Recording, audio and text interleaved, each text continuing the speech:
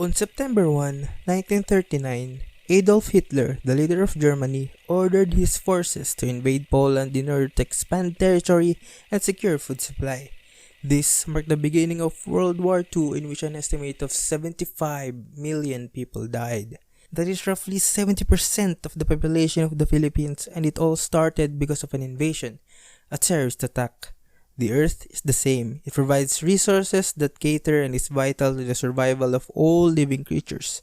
However, a certain species is currently terrorizing the Earth, and they will cause deaths of billions of people, even bring it close to extinction in the future.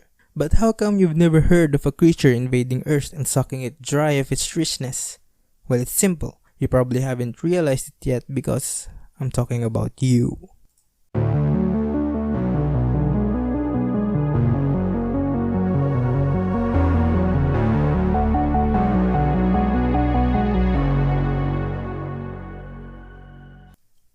I'm talking about humans, including you and me, as an invasive species harming the environment we are in right now, the whole planet Earth. But what are invasive species in the first place? By definition, an invasive species is an organism that causes ecologic or economic harm in a new environment where it is not native.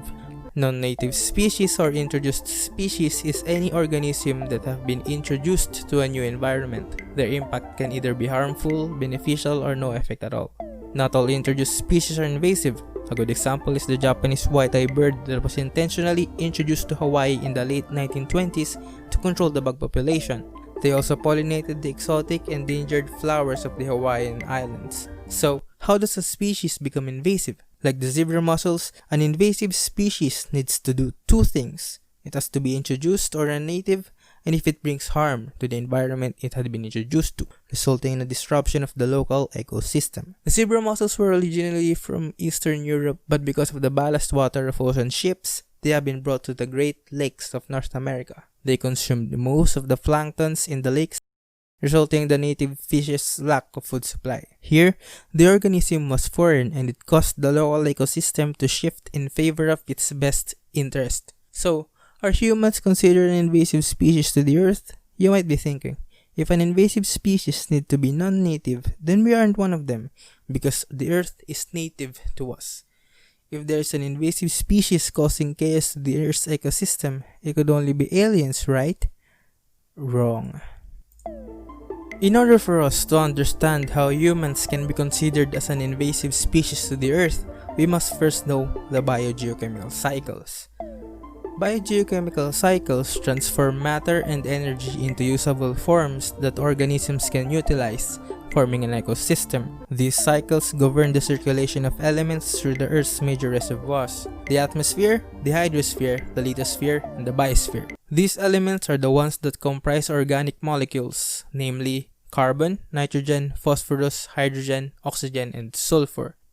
Each of the elements has their own biogeochemical cycle, but today we're going to focus on a specific reservoir and the biogeochemical cycle it accommodates. The lithosphere, or simply the land, comprises 29% of the surface of the Earth. It is home to the 6.5 million known species as of 2011. Phosphorus is the element required for the growth of this species. It is critical for cell development in plants and animals, in the form of ATP, DNA, and lipids. It is circulated by the phosphorus cycle, which mainly takes place on land. The first step of the phosphorus cycle is weathering. Phosphorus is found in rocks in the form of phosphate salts, which is basically a combination of phosphorus and the mineral. These phosphate salts get distributed through weathering into sediments, bringing it to bodies of water and soil, thus begin the phosphate cycle. Absorption by plants. The phosphate salts now get absorbed by plants. Both aquatic and terrestrial plants absorb the phosphorus weathered to water and soil. Same goes for animals. Animals absorb phosphorus through eating the plants or other herbivores. Lastly, phosphorus is then returned to the ecosystem through animal defecation and decomposition of both plants and animals when they die with the help of microorganisms. This is where the cycle ends and repeats. Now, what is the role of humans in this cycle?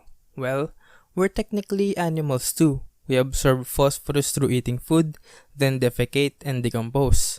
But I'm not talking about that. I'm talking about what humans are doing. I'm talking about our technology, industrialization, how it affects the cycle. First, some industrial processes get involved in the phosphorus cycle. From mines, phosphate get extracted. There might also be phosphorus in wastes from factories, urban runoff, and agricultural runoff. Those are some of the ways we, as humans, help phosphorus enter the cycle. The problem is, we can affect the cycle negatively, damaging the wildlife and interrupting the cycle. Eutrophication is the overabundance of nutrients, specifically phosphorus and nitrogen in bodies of water. This creates phytoplankton that reduces water quality. Creation of this phytoplankton in large quantities is what we call an algal bloom. They limit sunlight underwater, therefore causing plants in the littoral zone to die. Their high rates of photosynthesis also cause depletion of dissolved carbon in water, robbing aquatic plants of carbon dioxide. After these algal blooms die, decomposition severely depletes dissolved oxygen, creating a dead zone where life that depends on oxygen fails to survive. Furthermore, some algal blooms pose an additional threat because they produce noxious toxins. These toxins contaminate seafood that, when consumed by us humans, cause poisoning, which may lead to paralysis or even death. Over the past century, harmful algal blooms have been linked with degradation of water quality, destruction of economically important fisheries, and public health risks. Okay. I might have exaggerated a bit on comparing ourselves to Hitler, but that's not the point. In what I have just explained about how our human activities can harm the environment, that's only one of them. There are many more cycles: the carbon, nitrogen, hydrogen. Others even have more significant effects to the ecosystem than what I have just discussed. So, what I have said about the human race going extinct, that's not an exaggeration. In fact, scientists said that the sixth mass extinction is caused by human overpopulation and overconsumption. So, are humans invasive? Because humans weren't part of the Earth millions of years ago, the Earth did not need us to be part of biogeochemical cycles, which is its supportive mechanism. Back at the era of the first humans 2 million years ago, we weren't harming the environment. We are peacefully a part of the Earth's ecosystem. So what happened? Well, we became smart. We gained knowledge, passed it on to generations, gaining even more knowledge. We started invading the Earth little by little, taking advantage of its natural resources. And the thing is, it's not unlimited. One day, we're going to run out of beans for survival and the Earth will die with us. Now, I'm not saying being smart and having too much knowledge is a bad thing. In fact, it's the thing that will actually help us overcome this crisis. The purpose of this video is to raise awareness of these facts, to share the knowledge that I have to more people, so that I can make you understand this very simple cycle. We take care of the Earth so that the Earth can continue taking care of us.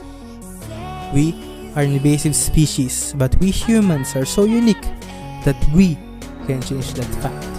That is all. Thanks for watching.